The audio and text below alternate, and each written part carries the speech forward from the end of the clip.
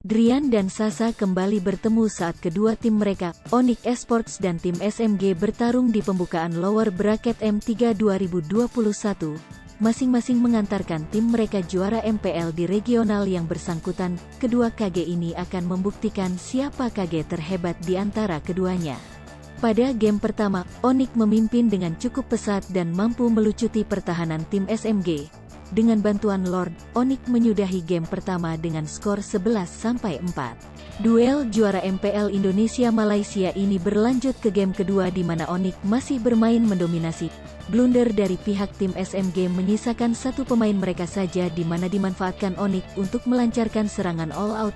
7-10 skor akhir untuk kemenangan Onyx hingga membuat SMG pulang lebih dulu dari M3 Championship Niche 3 SMG.